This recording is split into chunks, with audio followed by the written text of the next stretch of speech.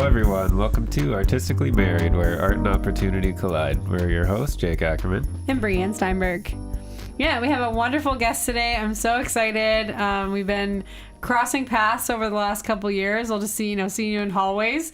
And my mom's like, that guy changed my life. And then we were at a concert together, and I was so excited. I had to ask you to join us on the podcast. So welcome, Les Potapczyk. Thank you. I'm happy to be here. Yeah, an incredible, we're going to talk about it, but an incredible teaching career and so many more, different careers that you've dabbled in over the years, but really ultimately an incredible teacher. Thank you. So yeah, we're so excited to have you on the podcast. Thanks, Brianne. Yeah. Thanks, Jake.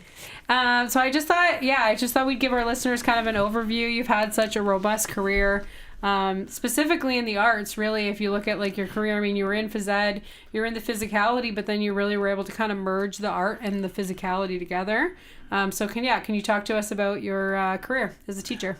Oh, it started out just teaching primary, to tell you the truth. And that gave me a great beginning, because when you're with young kids, the subject doesn't matter. It's the kids, and part of, I think, my early philosophy was that the people always talked about reading, writing, arithmetic. But to me, I go back to what the Greeks believed in, which was art, physical education, and music. Yeah. Love that. And if you taught Geometry. every child those three, I think we'd have a better society. 100%. You think about that. People would feel so much more purposeful. Exactly. And if you got into phys ed, music, art, you bring each other along. Everybody looks to help the other person elevate themselves. It doesn't always happen when you're teaching English or math or history, You're right. I never thought geography. about it, but it's almost like that practices elitism, where the arts practice is collective. Always. Yeah. Always collective. And for the good of everyone. But we learn from each other. That's how we do it. We know musicians learn from each other, right, Jake? Oh, definitely. Amazing. It's not something that's unknown, and artists learn from each other. Of course. And then you talk about the creativity. Somebody like I know Joni Mitchell once said, when people asked her to sing the same songs over again, she said, "You'd never ask Vincent van Gogh, paint it again. Can you paint Starry Night one more time?" Yeah. And that's, if you just translate that to kids create, they make things, and then they learn how to make better things, and they go on and on. So that got me into it. And then sort of, in my teaching career, 33 years of teaching, I taught kindergarten through grade 8. Half and half, I'd say. Half primary, half 6, 7, and 8. And I have to say that the primary really influenced me. And then when I retired, I taught 3 years at Brock University, and I was teaching primary, junior, physical education. And a lot of it was movement. And I learned how to do the movement skills. And I had the good fortune to meet Karina Dillabau. Karina was an Olympic rhythmic gymnastic coach. Yeah. And I thought that would be great, because I was teaching at St. Thomas More at the time. With your mama? Yep. Or no, she was at St. Joe's, sorry. Yeah, she was at St. Joe's. But I taught there, and I wanted to do something with kindergarten, grade 1, grade 2, grade 3, because you're not doing sports. So I thought rhythmic's perfect. She's got ribbons, Olympic ribbons. She was doing hoops. She was doing flags. So I went to the workshop. I think I was the only guy. I still remember doing a routine to you can't touch this, da da da dum, and here I am with all these ladies waving my ribbon and trying to be so creative, But we came back, and Frank DeLazar, who was the principal at the time, allowed me to buy all this stuff to teach the primaries, and we developed that. Next thing you know, we're doing dances and creations, and anytime you were doing something in the classroom, I just look out in the hallway and there'd be a parent there. I said, come here. What? I said, you're the audience. I just need you to be the audience. Go sit in the gym. Okay, we're putting on a show. Here's the show. And it was an audience of one person, 2 people, or the caretaker. It didn't matter. But everything was that creative part. And that just served me so well. And it probably just, I think, again, I'll go back to why don't we do more of that in school? First thing that always gets cut out, phys ed programs, art, music, or, it's just not. It's not something that is a priority, especially when you talk right from the top provincially, right? That they're going to get into that kind of thing. So, did you see? I'm wondering because I just imagine kind of what I saw, in my dance studio and like raising the community with that at like the forefront. That's the heart of a dance studio, right? Is all those things that you mentioned. Did you see your community as a school with like the staff and the kids changing in any way once you started implementing those kind of programmings? Oh, absolutely.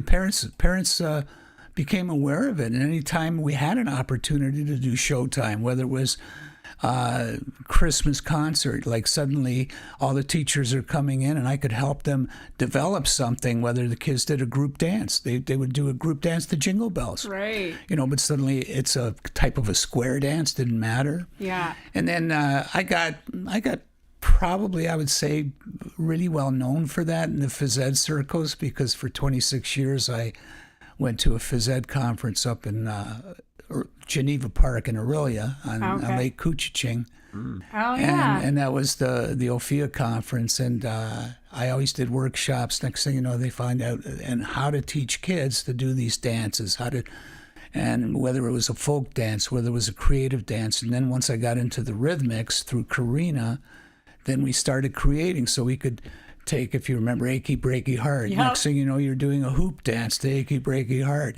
Or any children's song. Charlotte Diamond had a lot of children's songs. And, you're doing 4 hugs a day, or you're doing I Am a Pizza to Flags. And just fun things. So fun.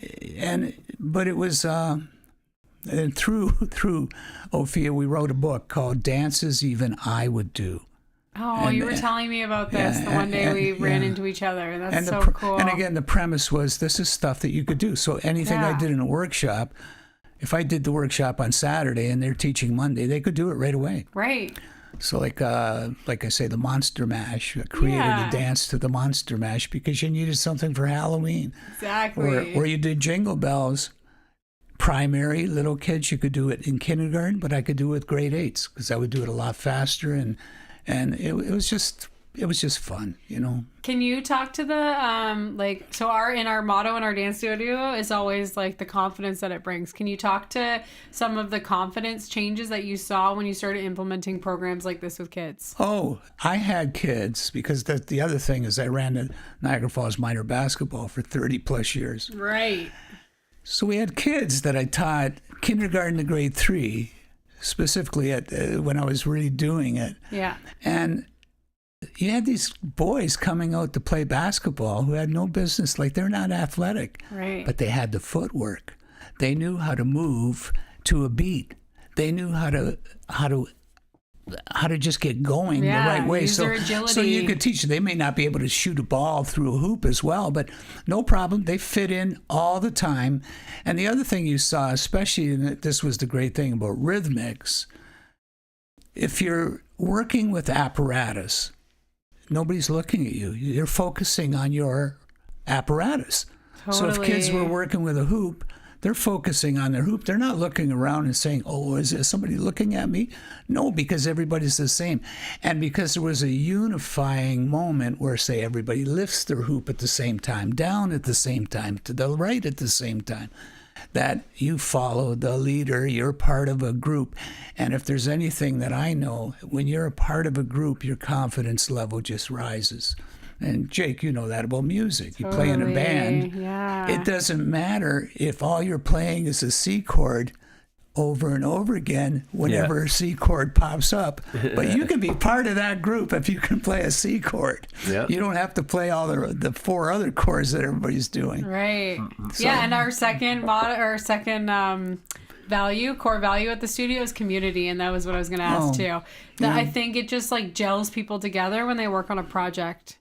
Yeah. Together, right? And a lot of teaching changed over the years. It used to be like the teacher talks, the kids learn, and then you got to get it back. You're basically regurgitating a lot of what you learned. Where later, a lot of it became learning with groups. Suddenly it became a project, and you know that certain children have weaknesses in some areas, but others will pick them up. And again, that's that group dynamic that made teaching so much fun. And that's why the artwork, when you do cooperative art, when you do cooperative phys ed, when you go do cooperative music, it's together. When I taught recorder to grade 8s, everybody got sick. I mean, my parents got sick of hot cross buns at the beginning. But when they came and heard us do Silent Night in 3 parts at Christmas, you had tears running down parents' eyes because suddenly their little kid is a musician. And it really is about the collective, right? It goes back to that working together and performing something together as a group. It sounds so full. Oh, absolutely. Even if they're just putting a couple notes in. Anytime, when you do dances, and you've got parts, and you've got some that are supporters, some that are primary. And that's how it works out. So you had the same. And then all you're doing is working together for a common goal. And once you get that common goal in mind, I mean, there's nothing but good comes out of it. You've seen obviously a lot of different kids over the years and kind of what it evolves now. And I'm feeling lately like kids are feeling really isolated. They're not feeling that like team group. And I blame the cell phones 100%. I have no shame blaming it. But I think that bringing back like things like this, bringing back programs like this finally gets them off the phones. And I see this like collective community that we used to see a lot more of. Yeah, most definitely. I mean, that's, I think, what we all strive for. We all tried that, and you fight technology. I mean, it's a hard thing now. I mean, you think about how AI must affect, the kids doing projects, kids writing papers, just thinking. Period, is going out the window. Hey, Chat GPT, Can you think for me? I mean, wait a minute. And even us, I mean, we get together and, suddenly it's not, who wrote that song that time? Just a minute. Siri. Exactly. She's Siri, like, yes, Siri I'm here will to tell help you. Well, okay, we all do it. And I think there's a place for it. There's a time for it. But somehow we have to find that middle ground so that young people get that opportunity. It's nice to know the right answer, but at the same time, it's good to work your memory muscles, Absolutely. Or just go to a human being, say, Jake, how do you play that chord? Or what do I do here? Or you go to somebody that knows how to juggle a soccer ball and you watch him do it, because sure, you could watch all the YouTube videos, but when you see the real person, actually, or the teacher counting out 5, 6, 7, 8, right? Kickball change. I think there's so much too with like, I try to tell parents, because I get parents that'll just say like, oh, well, she does it on TikTok, she's like, she doesn't need to come to a class, just TikTok. And I will say, there is that like looking for mentorship, yes, of course you're learning a skill. Typically I'm going to a mentor because I'm like, I want to learn what you already know, but there's just so much in terms of the emotional stability and support, eye contact, touch, physical touch, like things that we're getting away from that you only get from that like teacher, the master Padawan dynamic. Like you don't get it if you're just looking it up on YouTube. So and we look for that mentorship. We always have. We always just have to think, you as both of you, me, looking back in my life and thinking, who influenced me? Which teachers do I remember? Who are the coaches that got me through something? Who are people that were good enough to say musically or whatever that this is how you do it? And you think about that, and I know, and it's funny you mentioned touching, because that was the other thing. If there was a child who was, they were hurting that day, and I know maybe their parents are getting divorced. I got no idea why, but I can see. Sometimes you gave them a hug. Oh, 100%. And you did that because that's the human thing to do. Yeah. And little kids do it too. I'd be reading the story, and there'd be somebody rubbing my foot. Right? They just snuggle under your arm. That's what kids do too. Yeah. They're 7 years old, and they're tracing your shoelaces around. Yeah. But they're doing what they do, and you wouldn't say, "Don't touch me." No, you just accept that that's a part of life, And again, that's society's gotten to the point where that maybe that's problematic now. Do we touch anybody? I know. There's so much like when you want to say you did a great job, do I have to do it hands off? You did a great job. Yeah, Can I pat them on the back? Am I allowed? It's not me, but maybe there is like a double standard for males versus females too. Teachers, I know there is like people are just on guard, right? And they're scared and they've seen all the terrible things on the news and TV, so there's always like a concern. But I've always been from the camp that no, like humans need that. I think humans are sick now and lonely because they're not getting that anymore. We need affirmation always. 100%. We need validation. We need somebody just saying you're okay. It's gonna be okay. Yeah, I know more than ever now, because I think we are battling these things like anxiety, depression, and people are just so confused by it. They're like, I'm broken. I'm like, no, you're not. You're going through a hard time. Like, let's hug. It's fine, And a lot of it, you go back to those three things that I said: the music, the phys ed, the art. Yeah. Through movement, through creativity and artwork and music. That's a focus that everybody, and that gets your mind off the other part. Plus, it's right brain development, or left brain development. Which one is it? Right brain. Yeah, right brain. Yeah. And that was always a part of it. You never had like that whole myth about athletes being stupid, like the dumb jock. That's crap. It's not true. That's not true at all. Like to follow through and to have movement skills, everything, you have to have something special. And the same, we know every musician, they're there. Oh yeah. And if you're creative as an artist, you have your own sense of what you want to experience, what you want to show through what you do. But it's also a form of communication, all three of them. Whether you're dancing, whether you're playing a sport, you're communicating. Whether you're writing the songs or just interpreting the songs, you're communicating. Same thing with your art. If you tell a story. Yeah. And that's what we all are. We're storytellers. Totally. And it's like, keep telling the stories. Yeah. I'm not saying you shouldn't know your math. Right. We should know the world geography. We should, but one will help the other. Yeah. I think that's it. If we've kind of diversify the focus in education, especially, we'll be better for it. Our children will be better for it. But again, it's a truism when they being governments, boards of education have to start cutting things. What do they cut? What do they eliminate? Okay, we don't need art. Art's not that important. Yeah. I think the stories that I get back from people that are in those positions that are making decisions about resources is the fact that if we need to get rid of costs, right? And I think typically there's costs involved in instruments, or there's costs involved in resources and the apparatuses that you're talking about. That's usually the pushback, because I'll work with teachers, and also, I'm saying to them okay, we'll crumple up paper and we'll use those as balls, We've done a lot of that. Get creative, right? I've done entire lessons with stuff out of the recycling bin. Pencil cases. It doesn't matter. Dump your pencil cases out. Let's go. Teach juggling. I used to teach kids to juggle. Oh, it's great. So much coordination. Grade 7, grade 8, teach them juggling. Wow. Yeah. They went crazy. They had to make their own juggle bags because they had to learn how to sew. So you got old pairs of jeans, fill it with beans, and give them a pattern, and they only had to sew one little part at the end. That's amazing. And we did all that too. I love that. That was fun.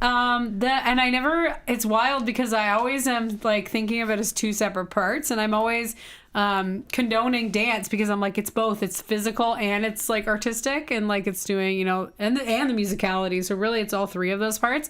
But I'm really noticing, and I would love to hear your take on the change in physicality and the, I guess, motivation, but also focus on getting kids moving nowadays? It's problematic. I think it's really problematic. You're getting a lot more sedentary kids simply because of, and I mean, it's not a question of why. We know why. We know why. Because of how many of us sit and look at our phone ourselves as adults. I know. You're sitting there, you wake up, and I'm going to check. You're not checking just your texts or emails and then putting it away. Not like the old days with the computer, we'd go and check our email. Yeah. That would be about it. Right.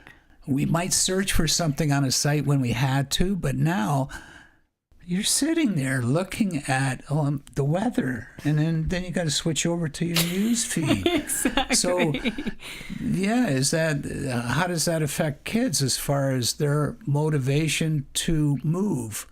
You know, how many, say, kids aren't playing a sport or aren't taking dance because they can say, well, I can see that on YouTube. I can watch TikTok videos and I'm seeing dancing. Yeah. You know, I mean, it's all cute when they're doing what's that one? The I love that you know this. yeah, no, because I used to see my grandson doing what's that? Oh, the dab. The dab. They did the dab. Yeah, they did the floss. I know floss. he would do the floss, and he'd be good at it. I know. Because he visually saw it. Right. But I don't think they went to phys ed class and suddenly everybody's doing the floss. Or that's the other thing. Like I actually taught progressions in dance. I love that. So Me too. you did progressions. Yeah. And I taught footwork, and we taught movement skills. We taught putting the beat in your knees. We talked about, like, we just did that, but we did it every day. We did Right. it as, and now, yeah, did you do dance? Oh, yeah, we did the slide, or cha-cha slide. Cha-cha slide, Okay, yeah. well, that was your dance. Oh, Okay, good. because 8 seconds. Because a lot of teachers, they just don't have the background either. Right. And you know, sometimes it's systematic Mm-hmm. because you're not putting teachers that have the ability to teach, and you're telling them, okay, you got to do your own phys ed. Exactly. Well, I used to do everybody else's phys ed because they knew I could do it. So it Yeah. didn't matter. I'd take over and, yeah, you do my grade 8 geography, you do my history. I'll do your phys ed, no problem. And I'd rather do it because I didn't want to see them have to. Yeah. Because it was just Not good. it was not good. Not good. No, you cannot play dodgeball all the time. Right. Exactly. And you want to do, again, some kind of systematic improvement of movement skills. yeah. And one led to the other. If you were good at dance, you're got a much better opportunity or a chance of being good at basketball, at baseball, and hand-eye I coordination. never thought all of the rest. that, but yeah, Oh, no. just the like foot movement, Oh, right? the foot agility, movement, yeah. because it all starts with the feet. Right. It all started there. So, yeah, that's so great. So you don't have to talk about this if you don't want to, but my mom was mentioning that you were in a really tragic car accident. Yeah, you know, I've been very lucky. I've had 26 more years of life. That's what she It said. was June 13th in 2000. I was training for a marathon in Switzerland, and I was cross training, going up Town Line Road, which is probably one of the steepest hills here, because I was going to run in the mountains of Switzerland. And the last thing I remember was waking up in a hospital 3 days later because a tow truck turned left into me, broke my bike in half. And it was always funny because I knew one of the police officers that was at the scene, and he actually later showed me and gave me the picture of the Ford 550. And the grill was cracked, the hood was crumpled, and I always say it looked like he hit a pole. Oh, yeah, I'm Polish. So you joke about it. But I remember waking up and I was 3 days in the hospital. I had a lacerated aorta. They said I'm like a 1% survivor. And Princess Diana died of a lacerated aorta. She didn't make it. So I felt very fortunate, and I had to take a whole year to recover, get back to it. And at that time, I had run 24 marathons because I was a runner too. It's incredible. And suddenly you find out you can't run. I can't run. I can't do anything. I had to learn to walk again. Yep. And everything becomes that slow climb up, and baby steps. And okay, so you go through stuff, but it was a success story. Right. I ran 6 more marathons after, but never like the times that I had before, because we were all time oriented, trying to run fast. Yeah. And it didn't matter. So you just keep going. And then I have a good friend, my friend Paula from Welland, who always, the day on the 13th of June, sends me an email. Says Moja droga, and she writes it Moja droga in Polish, my dear lass, that kind of thing. And she just says, you're the miracle, and I'm so happy you're here. But she does that. She's done that for 25 years. That's wild. And to me, that's like, yeah, wow. I appreciate that. So yes, I was lucky. So lucky. And so resilient. Yeah. And in the first year, I would go because my helmet was broken in half, and I had no head injuries. Wow. And like now I volunteer at the Heartland Forest, and we work with brain injured people who've been in accidents. And I remember going school to school and just saying, "Wear your everybody, helmet." when I cross my hands, I want you to clap." Yeah. And they'd wind up doing it. And I said, "That's how fast it happens. You don't know. Wear your helmets." And it would be that lesson. So I need you to come here and teach my son this.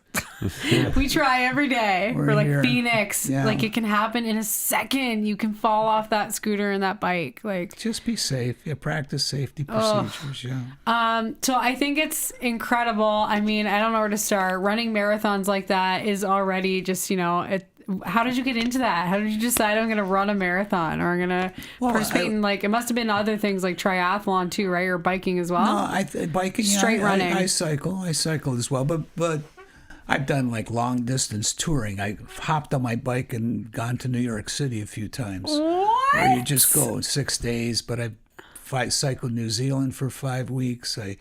I've gone down the coast of California. I've done a lot of cycling. Yeah. But that's with bags and everything, and you stay wherever you want to stay. But also I've cycled with a group. I cycle with the Amici per la Vita group, which means friends for life. Amici per la Vita. I love that. So we cycle with a group of guys. We would hop on our bikes and cycle from the Donut Diner there it used to be on St. David Road in Ryle, and cycle from there to Grimsby for a cup of coffee and come back and be home in like 2 or 3 hours. Wow. So that was just a part of it. But I really got into it, quite honestly, I think when I was growing up by St. Pat's, because we were in an immigrant neighborhood, and I had the good fortune to have Polish parents, and everybody else's parents were from somewhere else. Okay. A lot of Italians. Yeah. And what did you do? Hey, you go out and play. And you'd be Get out. out of here. You'd be out, and you'd go out in the morning. In the summertime, that's all you did. And we would go to the Glen, and we would hike, and we would race each other to the top running. Wow. Or we'd ride our bikes there. This was the time where you didn't have to put locks on bikes. Right. And yeah, wow. Like our world was, and we played basketball at St. Pat's Hall. Hey, Father, can we have the key to the hall? And the priest would give you the key to the hall. They can't do that now because of insurance. Yeah, I know. I just tried to rent the St. Pat's Hall, and they said, no, we don't let people in anymore. I'm like, what? No, but it used to be, sure. It was you're a parishioner and go in. And the kids would always, that's where we lived. Yeah. But parents would let you do things like that. Exactly. They knew you were out there because when they called you, I always remember the Italian, Salvatore, vieni qua. And Basilio, such the domu. You heard these voices from other countries, and kids would go home because everybody ate dinner at the same time. Right. It was 5:30. Right. The fathers came back from the factory, 5:30. Dinner's ready. But after dinner, you went outside, and when did you come home? As soon as it started getting dark, you got to go home.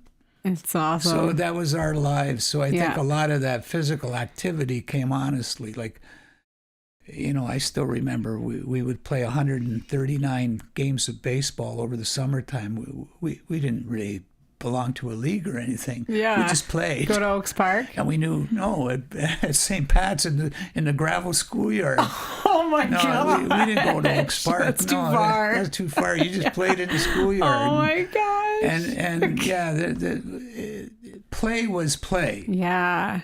Think about now. Well, I was just going to say that, what we were just talking about in terms of the kids' physicality. They might be lucky to spend half an hour outside now. Well, do you set up play days for your kids? Maybe. You set up a play day. Yeah, exactly. And kids are across town, and they're not, and like oftentimes they're growing up without other kids in the neighborhood. Totally. You know, it's just the way it is. I mean, we had the opportunity without parents having to get involved. Yep. And they gave us the freedom to grow. Right. And we grew on our own. I mean, I still can remember sitting on the wall by St. Pat's talking to my friend, and the police came by. Hey, what are you doing here? We're just talking, officer. All right. You know, and they drove away. Yeah. Because they're on the beat. And then they came back like 2 hours later, and we're still there talking. Oh my God. You know, because you would just talk. You didn't have a lot of other things to do. Right. No, I think that's beautiful though. If you think about it now, like we're kind of missing that again, right? We're not having those like, that's why we started the podcast. Cause we're like, we love these like intentional conversations where you just shoot the shit. Like it's great. I like that. Well, and that's what you did. That's the free flow of ideas. Exactly. That's innovation. There's no, and there was no agenda. No, exactly. It's not like we were solving anything. And it's just what you did. You just talked, and it gave you that opportunity.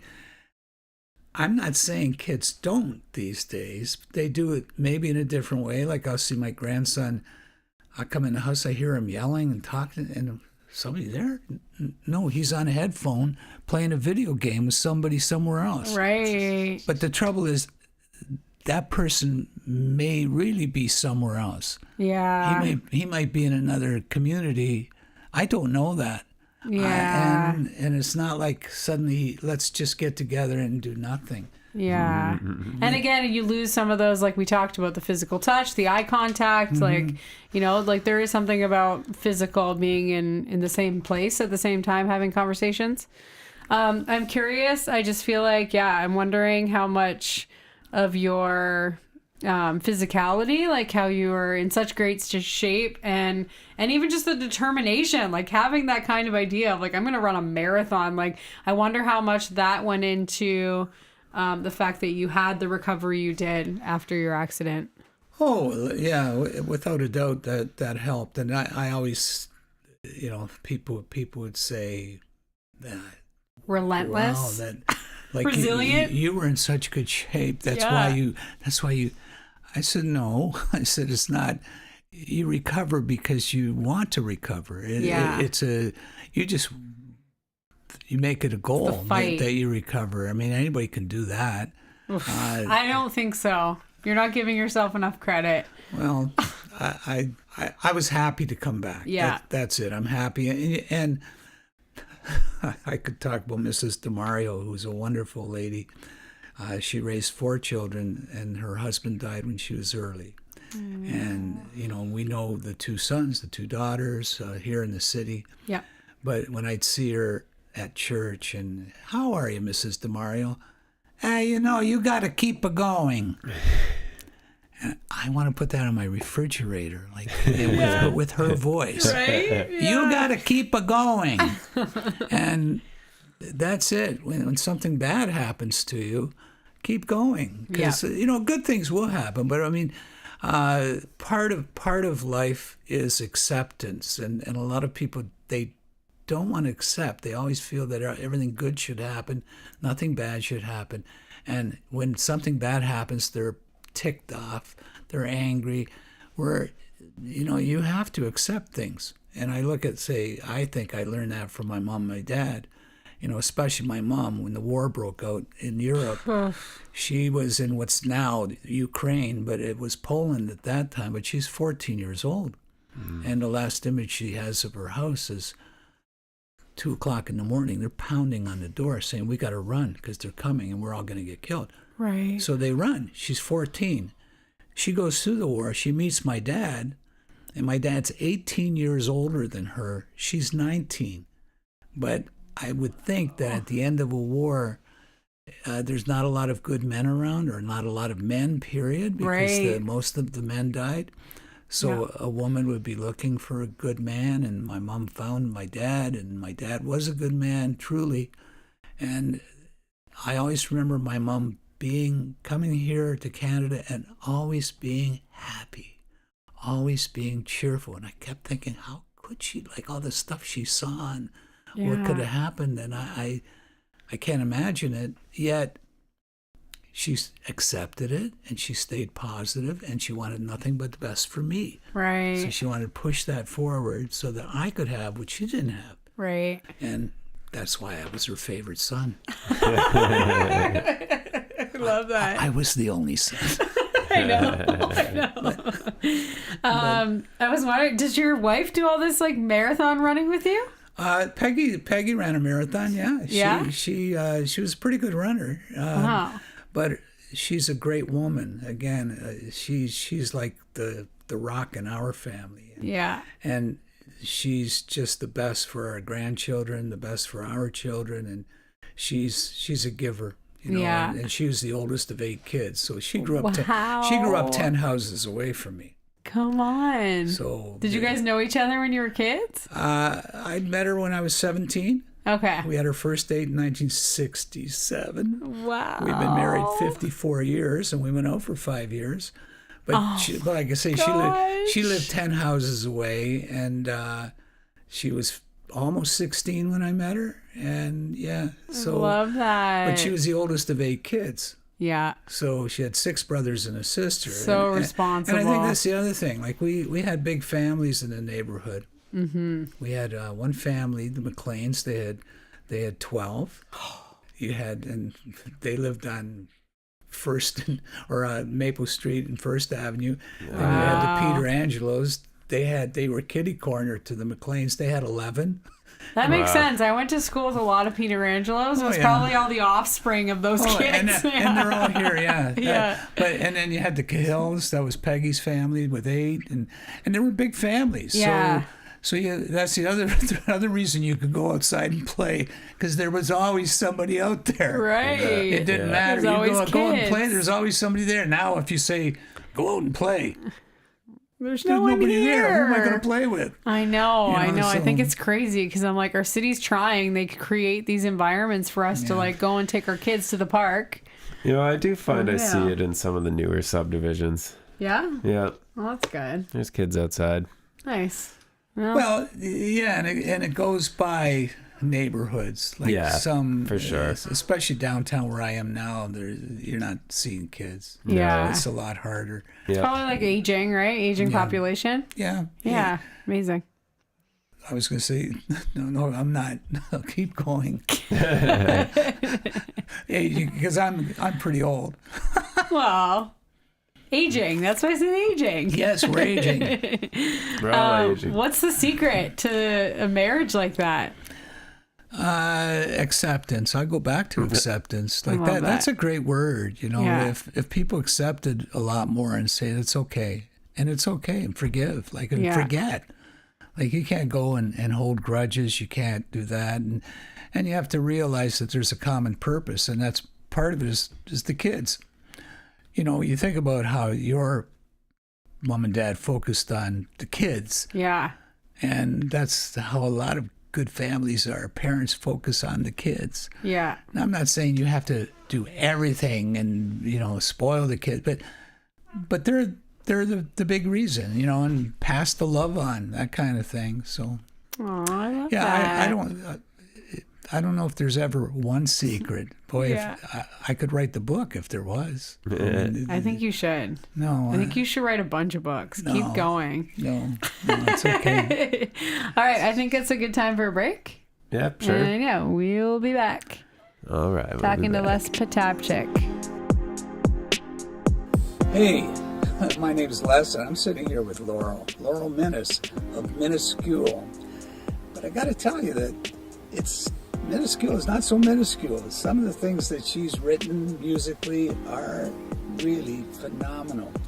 And that's what we're going to talk about today, because she was kind enough to send me 3 brand new songs that I shared even with my granddaughter, and we'll be discussing those. But first of all, before I do that, just a few things, Laurel. Like, we've talked before, and I just want to maybe refresh our audience influences. When you were growing up, what were the people that really influenced you musically, people that you listened to?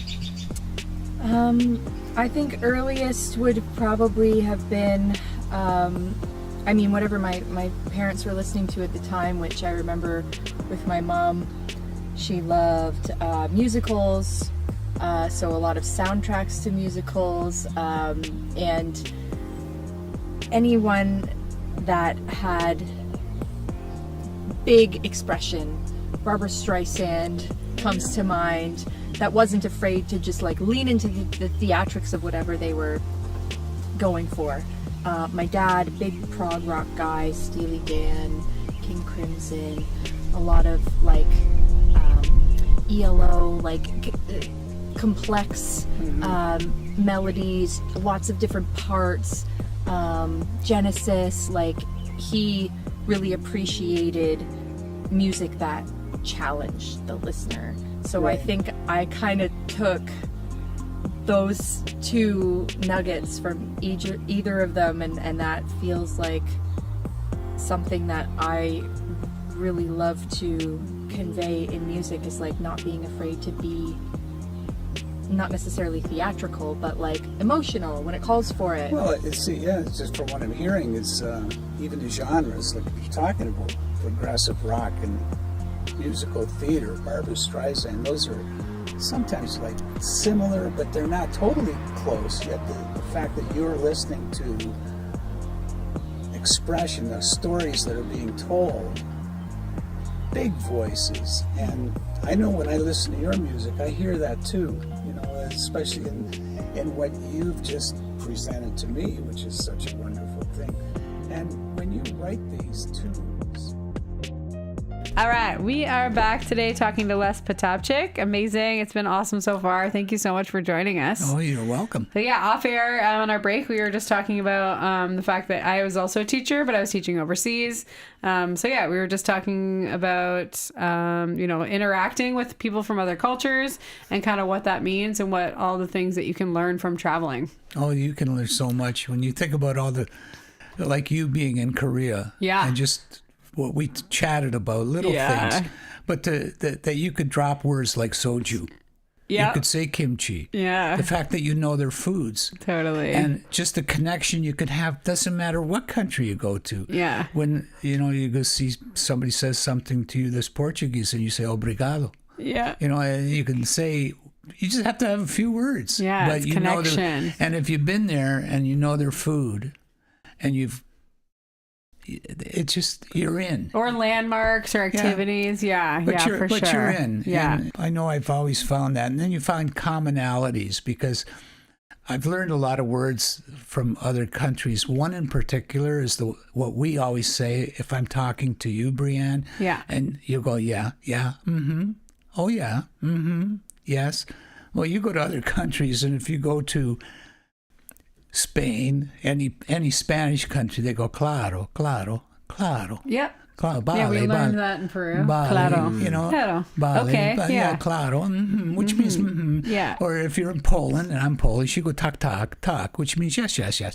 If you go to Germany, ach so, yeah, ach so. Yeah. And it's just, you find out the commonalities that really everybody's the same. It's just language. It's just what they have. But yeah, I mean, what a great world we'd have if everybody just went and visited each other and spent time in other cultures, And it's that, I mean, part of the problem is we know isolationism, if it becomes like we just want to be us.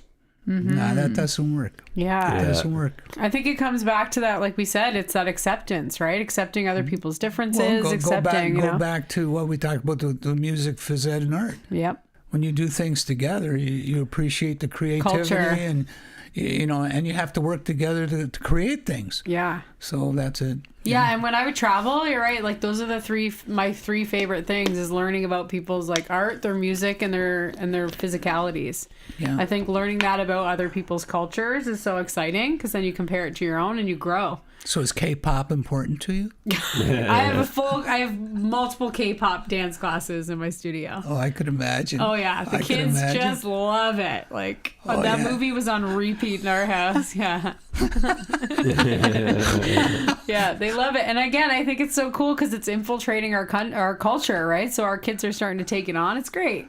Well, wonderful. Yeah, and if you go culturally and musically, you think of what our music, how reggae has influenced things, how K-pop has, and that's just come through everywhere. Yeah, and it has all kinds of different messaging too. Yeah. So yeah, kids are learning through it. The last thing that I wanted to talk to you about before we go is all of your volunteering. Oh, because I know you are just so involved in so many different organizations. What draws you to the volunteering process in terms of giving back? And can you talk to us about some of the different volunteer positions that you're in? Yeah, volunteering, it's, you go back to that sense, I think, of community, whether it's in a classroom, whether it's, with friends, but the sense of, I live here and I want to make where I live a better place. So I know one of the first things I started from an early age, I helped when I was in high school.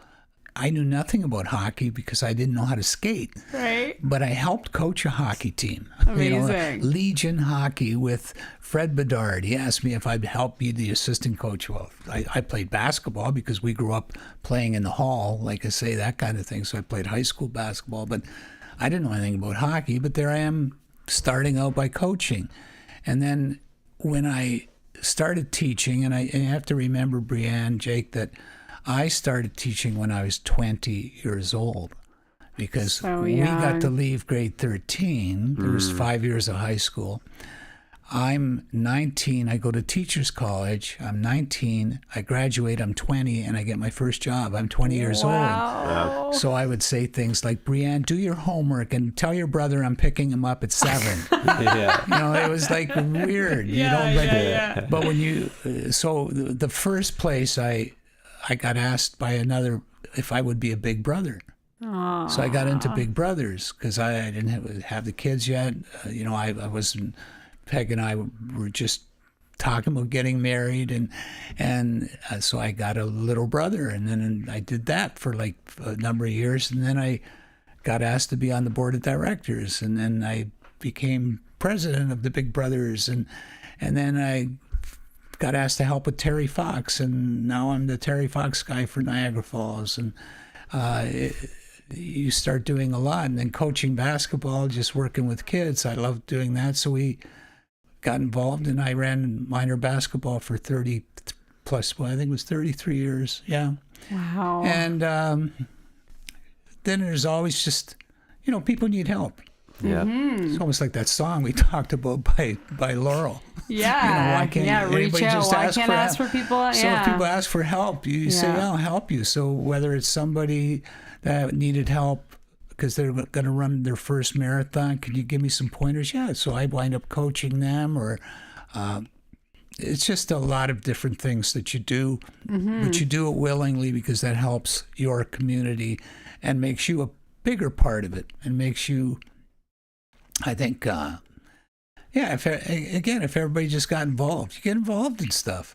It's wild because people do have these like sentiments, they're saying that they feel lonely and they're feeling depressed and they're feeling anxious. And you think, oh gosh, if you just volunteered your time and got involved in some of these growing organizations, you'd feel amazing. I think it's so beautiful too because you have developed all these gifts through your career, and now you have so much to offer the community that you're willing to give it back. It's so great.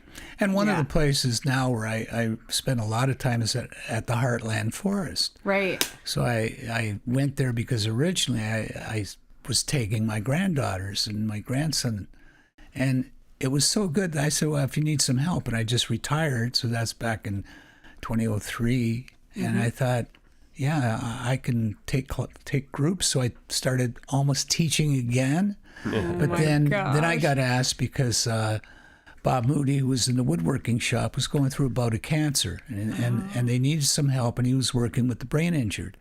So Dan Bowman, who started Heartland Forest, asked if I would help out in the woodworking shop. Well, now I'm making things even for me. Like today I was there with my grandson and making him because he wants to make something. So like I not only volunteer, but I reap the benefits, and I'm doing new things I've never done before. Right. Like working with power tools. Dun, dun, dun. And you see, I still have my fingers. Yeah, you got all your fingers. It's Good good. job. Yeah. Yeah. No, I think that is like such a great message too for people to like get out in the community. And again, I think too, there are, you'll hear people say like, I want to join a team, and I want to join a club. I want to make something, but I don't have the money to to put into power tools. And I think people need to realize that there's all kinds of places that you can go and you can volunteer and have these experiences without spending money, and you're just putting back into the community. So that's amazing. Yeah, and you put back and you get something out of it. That's the other thing. Everybody knows that when you volunteer, one of the biggest benefits is how you feel at the end of the day. You know, and altruism. If you really want to age in a much more positive way, get out there, get involved, stay connected with people. People will make you younger. That's it. I love that. Oh, that's so great. Well, thank you so much for coming and chatting with us. This was fantastic. Thanks for inviting me. This has been a novel experience. I've never been on a podcast. Yeah. And all you have to do is talk, right? Yeah, exactly. And you have such wonderful stories. Well, thank you so much for joining us. And Thanks, Jake. Thanks, Brianne. Yeah, have a great night. Okay, you too. Don't forget to follow us on Spotify, and you'll never miss a podcast. Good night.